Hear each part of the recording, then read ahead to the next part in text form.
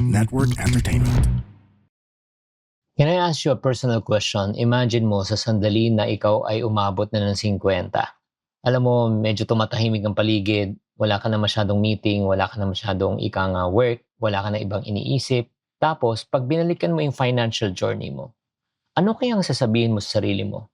'Di ba? Ay, tama ang ginawa ko or sana may ginawa akong tama. Alam mo, yan ang pag-uusapan natin sa podcast na episode na ito, kung ano ang biggest financial regrets ng mga taong tumatapak ng 40 hanggang 50. Hi, I'm Chinkitan and you're listening to Chink Positive Podcast, where I aim to equip you to become wealthy and debt-free, teaching you on how to save, budget, get out of debt, and invest. Let's get into the episode.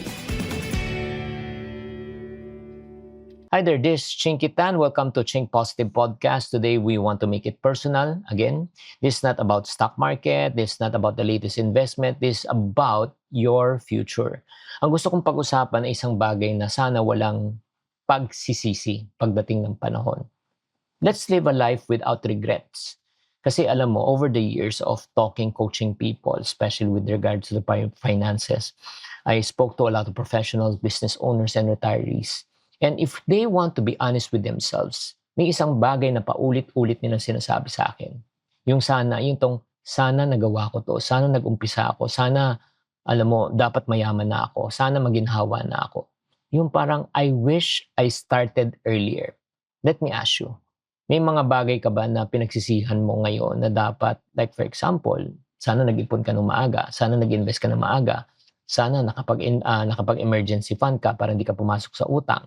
Sana, natuto ka na magnegosyo habang bata ka pa. Yan ang parati kong naririnig.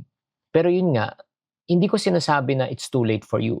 Ang sinasabi ko lang sa iyo is marami tayong mga pinalipas at pinakawalan ng pagkakataon. Kaya nga, alam mo, the reason why sometimes people na wala silang ginagawa because they are always waiting for the perfect timing. Pag malaki ng sweldo, pag gumanda daw ang ekonomiya, pag marami na daw siyang pera. Pero ito naman ang reality. Hindi mo kailangan ng perfect ang timing. Kailangan mo lang magsimula para maging perfect ang iyong timing. Kasi ang pinakamahalagang advantage, honestly, in wealth building, hindi sa laki ng pera, is the day when you say, I'm gonna get started. It's all about time. And as the time passes, you know what? Time waits for no one and you cannot retrieve time. You can lose money, you can earn back money. You can get sick but you can regain your health. But if time is lost, everything is lost. Meron pa ako isang tanong, okay? Kung titignan mo, ang kinikita mo ngayon, nung nakaraang 5 years, okay, 5 to 10 years, ang question ko, nakikita mo ba physically yung inipon mo, yung kinita mo, or nagtatanong ka, Shinky, saan napunta ang kinita ko for the last 5 to 10 years?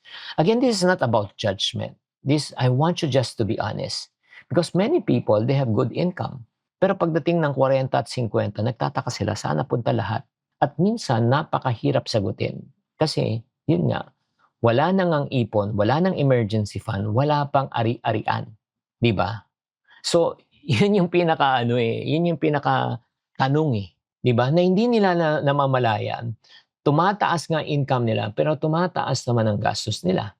Ang tawag naman dapat doon is lifestyle inflation or lifestyle creep.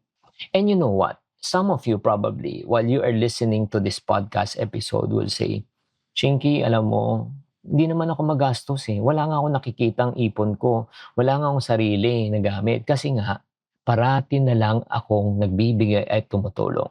Okay. Ito, medyo sensitive tong topic na ito. Pero kailangan nating pag-usapan. Ikaw ba yung laging tumutulong, tinatakbuhan? Diba? Ikaw parating nagbibigay. Or in other words, ikaw nagiging ATM ng bayan. Kung oo, saludo ako sa'yo. Pero may follow-up akong question. My question to you right now is this. Once you dry up, wala ka na maibigay, sino naman ang tutulong sa'yo?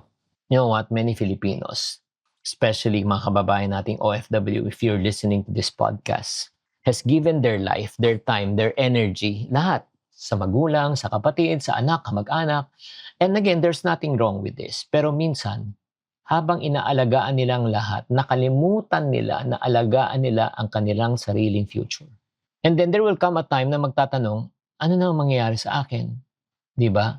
At gusto kong marinig mo to. If you're listening to this podcast episode, I want to help you to realize, if you're keeping some savings to yourself, hindi ka selfish.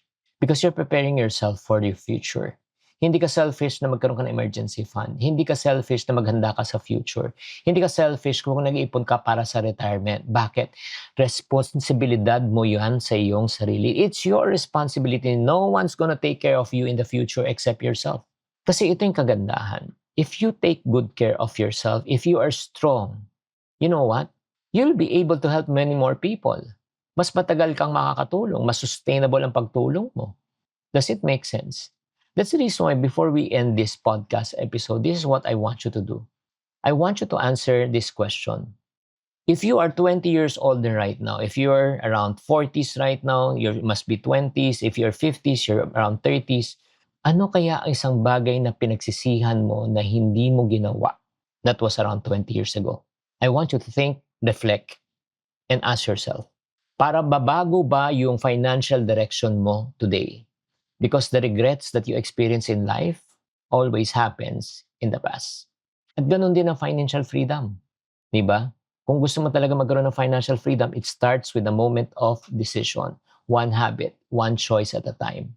And I hope that this podcast episode has enlightened you, awakened you. Ano ang pinagsisihan mo na ginawa mo at sana matutunan mo.